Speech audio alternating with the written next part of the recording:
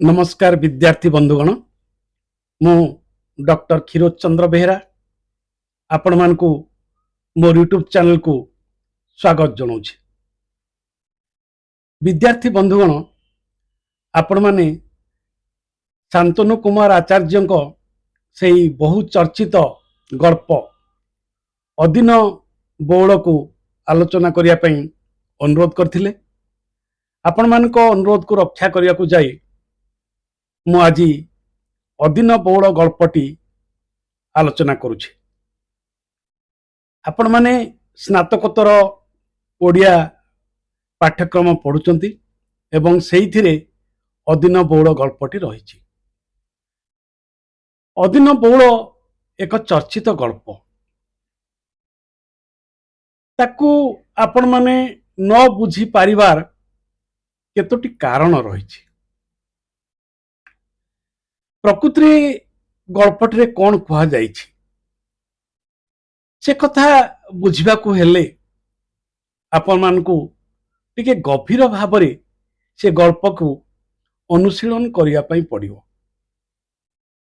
प्रथम कथा, शांतनु कुमार आचार्य जेतेबेले तांकर गल्पर कहानी संगठन करती सेतेबेले से पारंपरिक गोटे गल्पर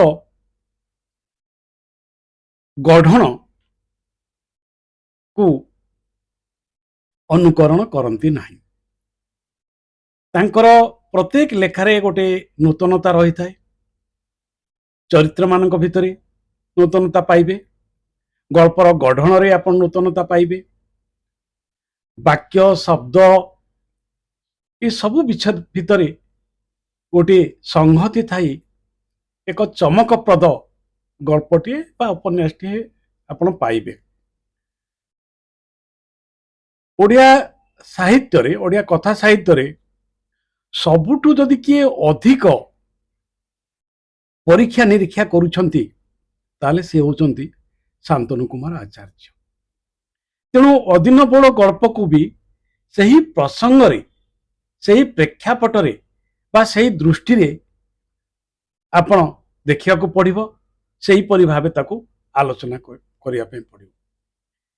एठी दी तीनोटी प्रसंग रहिछि जहाँ आपण माने बुझी पारु नाहंती बा जहाँ बुझिया पाई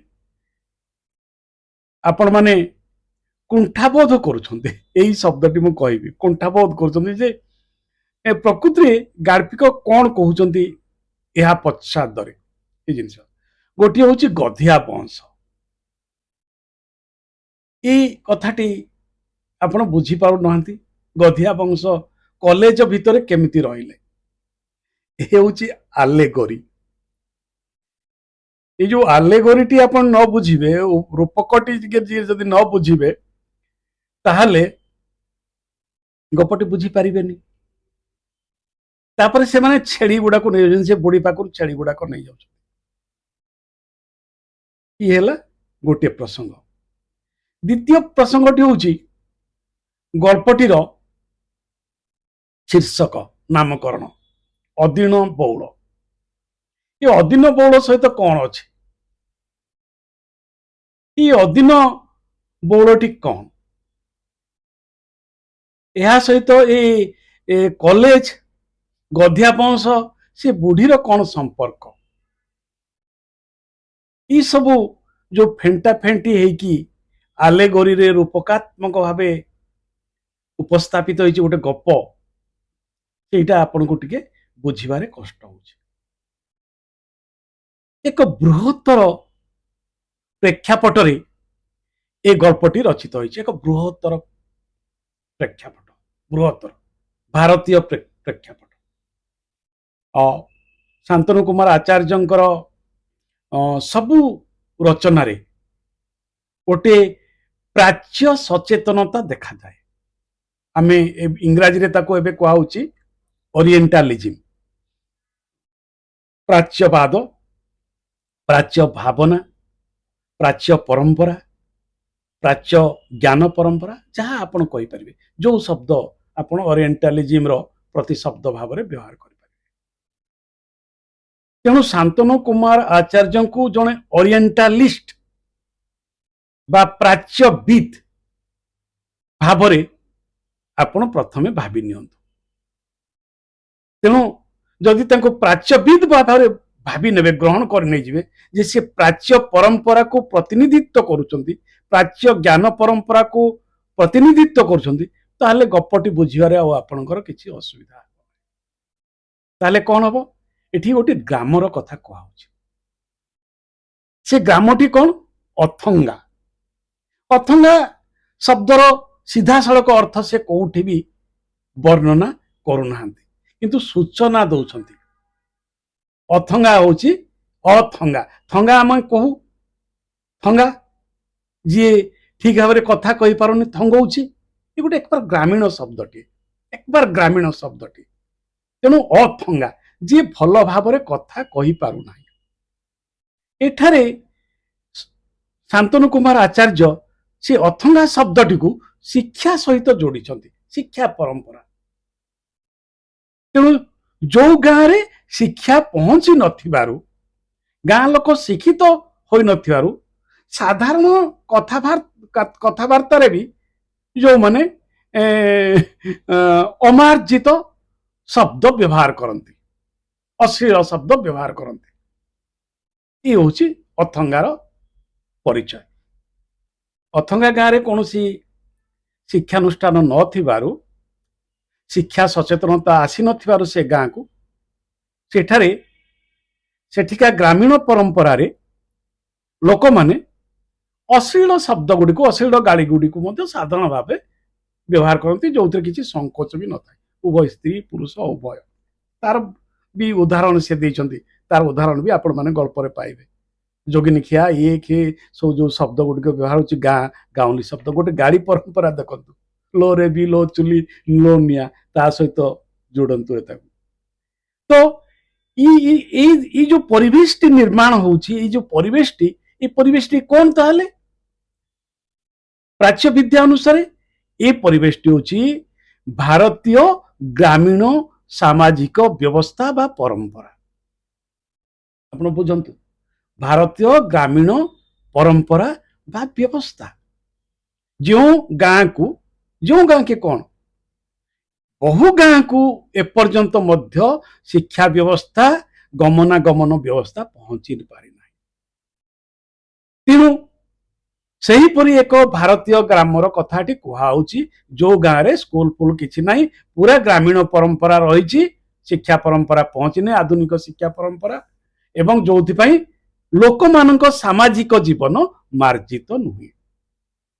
ये होची अथंगा गाँव रो परिचय, ये होची सामाजिक पृष्ठभूमि।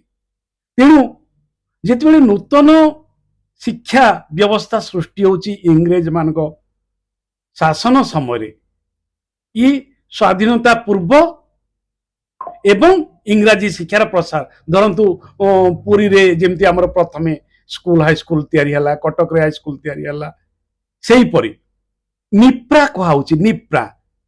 निप्रा उप्रा, निप्रा शब्दटी, निप्रा शब्द होची निम्न प्राथमिक विद्यालय। आपण माने तो जानी पारिबेनी निम्न प्राथमिक विद्यालय को। निम्न प्राथमिक विद्यालय होची तृतीय श्रेणी पर्यंत।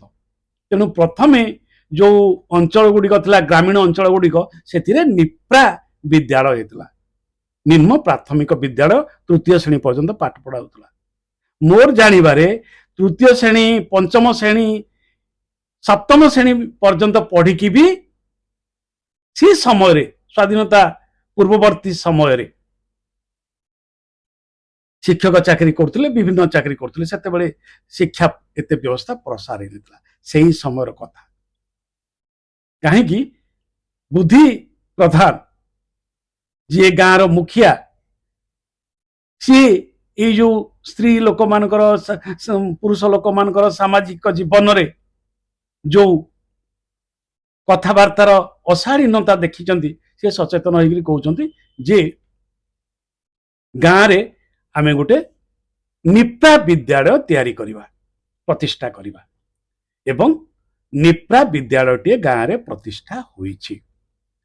जेतेबेले निप्रा विद्यालय, निम्न प्राथमिक विद्यालयटे गाँव रे प्रतिष्ठा होईछि, बुद्धिया प्रधान समस्त को कहउचंती जे आजी ठारू आम गाँ शिक्षित हैला केही अश्लील भाषा व्यवहार करिब नाही केही अथंगा बोली परिचित हब नाही तुम माने जदि अश्लील असभ्य अमार्जित भाषा व्यवहार करिवो ताहले पाखरे थिबा गाँ गुड़िक तुमको अथंगा गाँर लोक बोली कहबे तेणु आमे जे अथंगा नुहे आमे जे शिक्षित आम स्कूल जे आम गाँव जे स्कूल प्रतिष्ठा हेलानी आम छुआ पिला माने जे शिक्षा पाइलेनी से कथा कोठु प्रमाण हबो ना तमरो कथाबार्ता ये देखंतु ये सबुठु बड़ कथा ये हूँ गोटे सामाजिक व्यवस्था सामाजिक परिवर्तन शिक्षार विस्तार कथा कहूँ शिक्षार उज्जवल दिगटी कथा कहूँ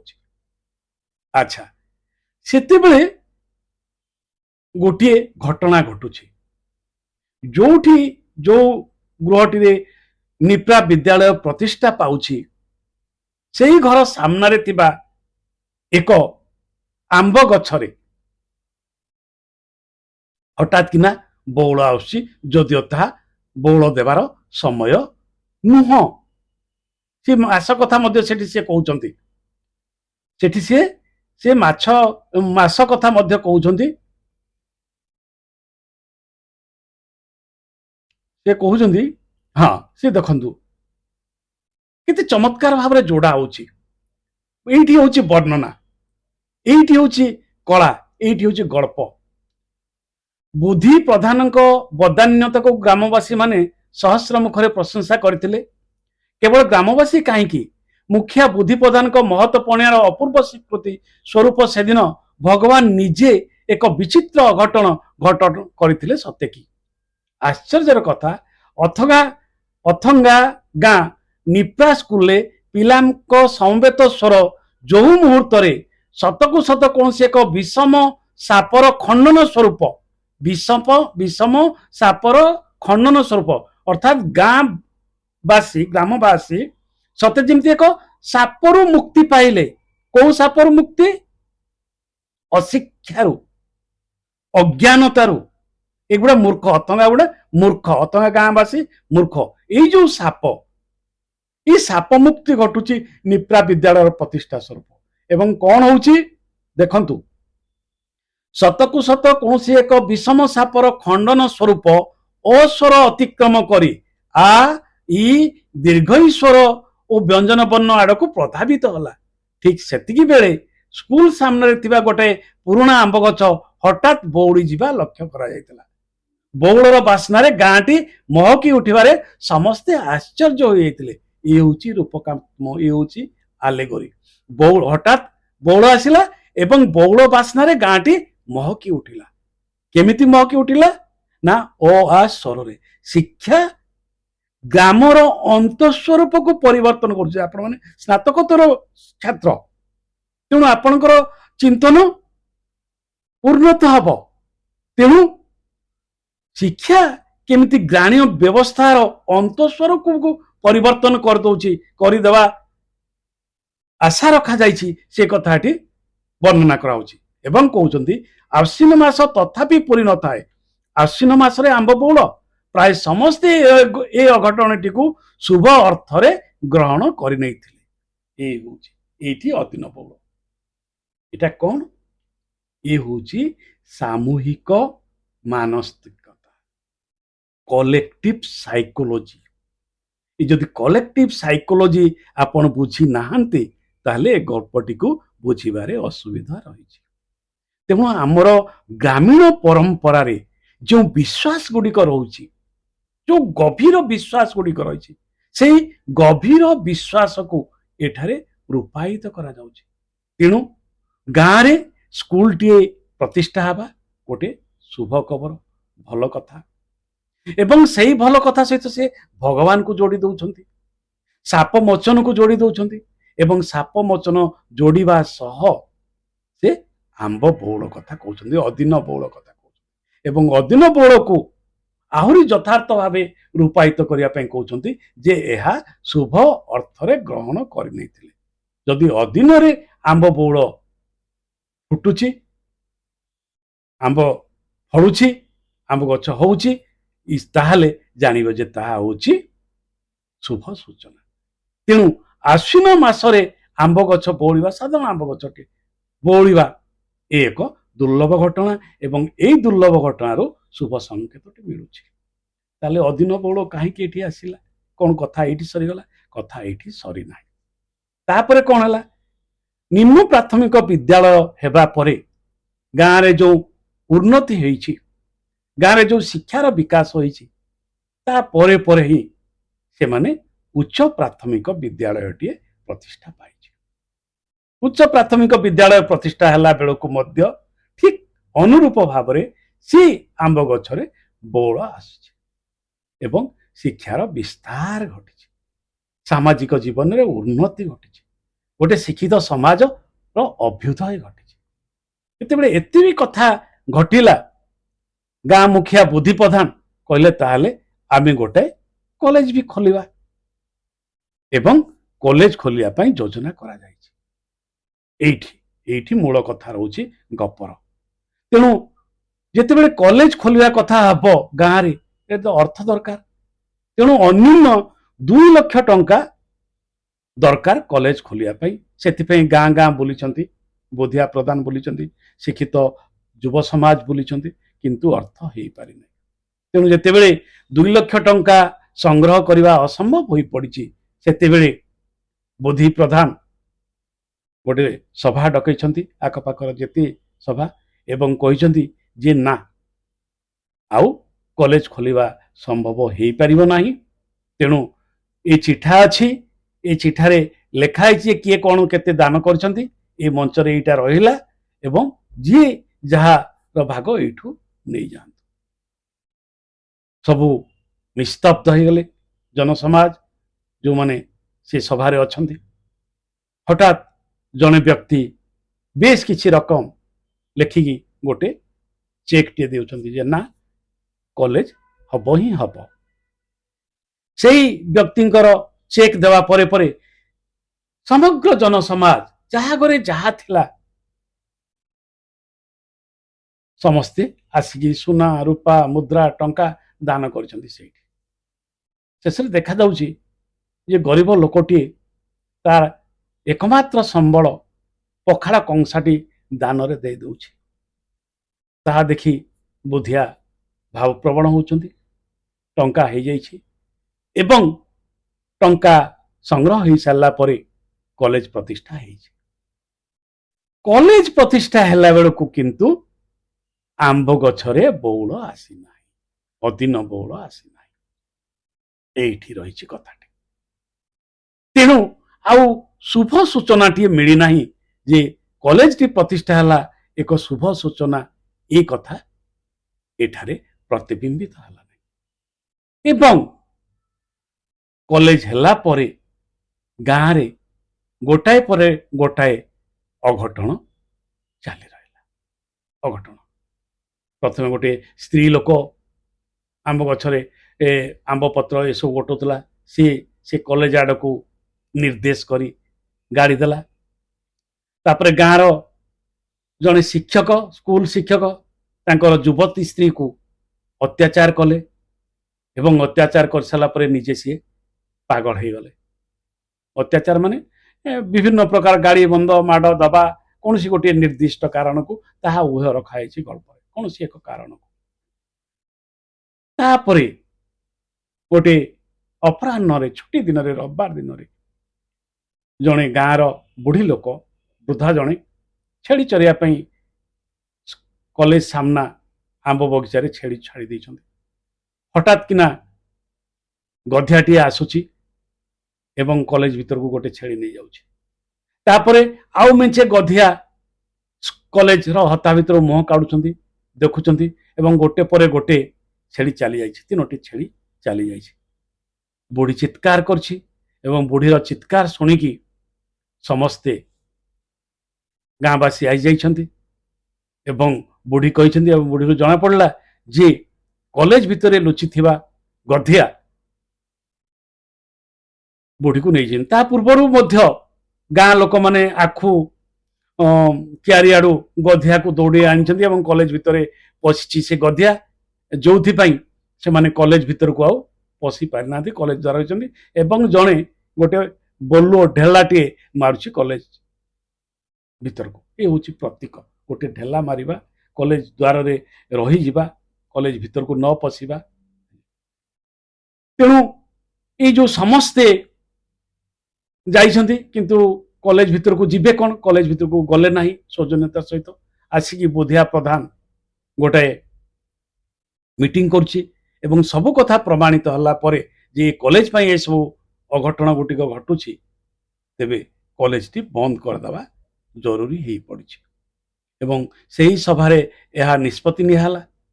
ଏବଂ ସେଇଠି ଯେଉଁ ସ୍ତ୍ରୀ ଲୋକଟି ନିଜର ପଖାଳ କଂସାଟି ଦେଇଥିଲା ସେ ଆସି କହୁଛି ଯେ ମୋ ପଖାଳ କଂସା ମୋତେ ଫେରେଇ ଦିଅ। ଏଇଠି ଏ ବର୍ଣ୍ଣନାଟି ଏକାନ୍ତ ମାର୍ମନ୍ତିକ ହୋଇଛି, ହୃଦୟକୁ ଛୁଇଁ ଯାଉଛି। ସ୍ତ୍ରୀ ଲୋକଟି ଏଇଟା ହିଁ ଗଳ୍ପର ମୁଖ୍ୟ ଚରିତ୍ର। ଏଇ ସ୍ତ୍ରୀ ଲୋକଟି, ମୁଁ କ'ଣ ମୋର ପଖାଳ ଏକମାତ୍ର ଭରସା, ଏକମାତ୍ର ସମ୍ପତ୍ତି ପଖାଳ କଂସାଟିକୁ ଏଇଥିପାଇଁ ଦେଲି ଯେ ଗାଁରେ କଲେଜ ପ୍ରତିଷ୍ଠା ହେଲେ ଅନାଚାର ସୃଷ୍ଟି ହେବ ନା ଗାଁ ଅଥଙ୍ଗାରୁ ଗୋଟେ ଅଥଙ୍ଗା ପରିଚୟରୁ ମୁକ୍ତ ପାଇ ଏକ ପ୍ରଗତିଶୀଳ ଗାଁ, ଶିକ୍ଷିତ ଗାଁ, ଆଦର୍ଶ ଗାଁର ପରିଚୟ ପାଇବ, ମୋ ଭବିଷ୍ୟତ, ମୋ ଗାଁର ଭବିଷ୍ୟତ ଉଜ୍ଜଳ ହେବ। ଏଇଥିପାଇଁ ମୁଁ ଦେଇଥିଲି ମୋର ଏକମାତ୍ର ସମ୍ପତ୍ତି ପଖାଳ କଂସା। ସେ ପଖାଳ କଂସା ମୋତେ ଫେରେଇ ଦିଅ। ପଖାଳ କଂସା ତ ଆଉ ଫେରେଇ ଦିଆଯାଇପାରିବ ନାହିଁ। ମଶାଲଟିଏ କହିଥିଲେ ତିଆରି କରିବା ପାଇଁ ବୁଦ୍ଧି ପ୍ରଧାନ। ସେ ସ୍ତ୍ରୀ ଲୋକକୁ ସେ ମଶାଲଟି ଧରି ଦେଇ କହିଲେ, ନିଅ ମୋ ମୁହଁ ପୋଡ଼ିଦିଅ। ମୋ ମୁହଁ ପୋଡ଼ିଗଲା, କଲେଜ ତିଆରିକି ମୋ ମୁହଁ ପୋଡ଼ିଗଲା, ମୋର ସବୁ ସମ୍ମାନ ଚାଲିଗଲା, ମୋର ସବୁ ସ୍ୱପ୍ନ ଭସ୍ମୀଭୂତ ହୋଇଗଲା। ତମେ ଆସ ମୋ ମୁହଁ ପୋଡ଼ିଦିଅ। ସ୍ତ୍ରୀ ଲୋକ କ'ଣ ଆଉ ମୁଖିଆଙ୍କର, ଗାଁ ମୁଖିଆଙ୍କର ମୁହଁ ପୋଡ଼ି ଦେଇଥାନ୍ତେ? ସେ ମୁହଁ ପୋଡ଼ିଲେ ନାହିଁ, ସେ ଚୁପଚାପ ଚାଲିଗଲେ। ସେଇ ମଶାଲଟି ଧରି ସେଦିନ ଗାଁ ଲୋକେ ଚାଲିଲେ ସ୍କୁଲ ପଟେ। ଦେଖନ୍ତୁ, ଜନତା କଲେଜ ଘରେ ନିଆଁ ସମଗ୍ର ଅନ୍ଧାରୀ ମୂଳକୁ ଆଗରୁ ରଙ୍ଗା ମୁହଁକୁ ନିଆଁ ହୁଳା ସାମ୍ନାରେ ଦେଖେଇ ବୁଦ୍ଧି ପ୍ରଧାନେ ମାଇପିଟି ସାମ୍ନାରେ ଠିଆ ହେଇ ପଡ଼ିଲେ। ଲାଲ ନିଆଁ ଧାସରେ ଲୋକଟିର ଧର୍ମେ ଯୁଜଷ୍ଟି ମୁହଁ ଆହୁରି ସ୍ପଷ୍ଟ ହୋଇ ଦିଶିଗଲା। ବୁଦ୍ଧି ପ୍ରଧାନଙ୍କୁ ଯୁଧିଷ୍ଠିର ବୋଲି କୁହାଉଛି।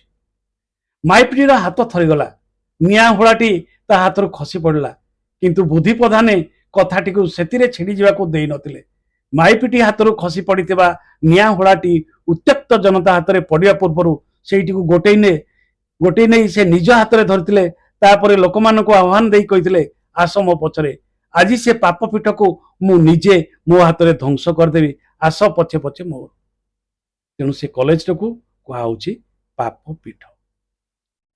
ବୁଦ୍ଧି ପ୍ରଧାନକୁ ଘେରି ସ୍ଥାନୀୟ ଲୋକେ ରାତି ସାରା ପାଗଳଙ୍କ ଭଳି ନାଚିଥିଲେ, କିନ୍ତୁ ପ୍ରଧାନେ ମୁକ ପାଲଟି ଯାଇଥିଲେ। ତାଙ୍କ ହାତରେ ନିଆଁ ହୁଳା ଯେ ପ୍ରକୃତିରେ ଗୋଟେ ପାପ ପୀଠକୁ ଦହନ କରୁଥିଲା କି ନା, ଏଇ ଦ୍ୱନ୍ଦ୍ୱ ତାଙ୍କୁ ତିଳେ ତିଳ କରି ଭିତରେ ଦଗ୍ଧ କରି ପକାଉଥିଲା। କଲେଜ ସାମ୍ନା ପୁରୁଣା ଆମ୍ବ ଗଛରେ ସେଦିନ ରାତିରେ ହଠାତ୍ ଅସଂଖ୍ୟ ପରିମାଣ ବଉଳ ଫୁଟି ଉଠିଲା। କେମିତି କେଜାଣି ଧରାପୃଷ୍ଠରେ ପ୍ରବଳ ନିଦାଘ ଋତୁର ରାଜୁତି ପ୍ରାୟ ସରି ଆସୁଥିଲା। ତେଣୁ ଯୋଉଦିନ ସେ କଲେଜଟିକୁ ପୋଡ଼ି ଦିଆଗଲା, ସେଇଦିନ ପୁଣି ଆଉ ଥରେ ଅଦିନ ବଉଳ ଫୁଟିଗଲା। ଅର୍ଥାତ୍ ଗାଁକୁ ପୂର୍ବ ଅବସ୍ଥା ଫେରିଆସିଲା, ଶୁଭ ଅବସ୍ଥା ଫେରିଆସିଲା। ଗାଁର ଯୋଉ ସଂସ୍କୃତି ଥିଲା, ସୌହାର୍ଦ୍ଦ୍ୟର ସଂସ୍କୃତି, ସେ ସୌହାର୍ଦ୍ଦ୍ୟର ସଂସ୍କୃତି, ସଂହତିର ସଂସ୍କୃତି ଫେରିଆସିଛି। ତାହେଲେ ଗପଟିର ବକ୍ତବ୍ୟ କ'ଣ? ଗପଟିର ବକ୍ତବ୍ୟ ହେଉଛି ଶିକ୍ଷା ବ୍ୟବସ୍ଥା ସମ୍ପର୍କରେ ପ୍ରଶ୍ନ ଉପସ୍ଥାପନ କରିବା। ଉଚ୍ଚ ଶିକ୍ଷା ଆମକୁ ନୈତିକତା ଆଡ଼କୁ ନେଇଯାଉଛି ତ, ଆଦର୍ଶ ଆଡ଼କୁ ନେଇଯାଉଛି ତ, ଆମର ସାମାଜିକ ଜୀବନକୁ ଶୃଙ୍ଖଳିତ କରୁଛି ତ, ନୀତିନିଷ୍ଠ କରୁଛି ତ। ତେଣୁ ଯେତେବେଳେ ସମାଜ ବ୍ୟବସ୍ଥା ଏକ ଟାଣ ନଥିଲା, ଯେତେବେଳେ ହୁଗୁଳା ସମାଜ ବ୍ୟବସ୍ଥା ଥିଲା ଆମର ଶିକ୍ଷା ବ୍ୟବସ୍ଥା ମଧ୍ୟ ଏକାନ୍ତ ଭାବରେ ନିୟନ୍ତ୍ରଣହୀନ ଥିଲା। ଆଜି ସେ ଅବସ୍ଥା ନାହିଁ। ଆଜି ଉଚ୍ଚଶିକ୍ଷାର ଅବସ୍ଥା ନାହିଁ। ତେଣୁ ଗୋଟାଏ ସମୟର ପ୍ରାଣସ୍ପନ୍ଦନକୁ, ଗୋଟିଏ ସମୟର ସାମାଜିକ ଅବସ୍ଥାକୁ, ଗୋଟିଏ ସମୟର ଭବିଷ୍ୟତ ଅନ୍ଧାର ଥିବା ଯୁବ ସମାଜର କଥାକୁ ଏ ଗଳ୍ପଟି ରୂପାୟିତ କରୁଛି। ଶିକ୍ଷା, ଉଚ୍ଚଶିକ୍ଷା କିପରି ଅରାଜକତା ସୃଷ୍ଟି କରୁଥିଲା ଏକ ସମୟରେ, ସେ କଥା ଏ ଗଳ୍ପରେ ବ୍ୟଞ୍ଜନାତ୍ମକ ଭାବରେ, ପ୍ରତୀକାତ୍ମକ ଭାବରେ ଶାନ୍ତନୁ କୁମାର ଆଚାର୍ଯ୍ୟ ଉପସ୍ଥାପନ କରୁଛନ୍ତି।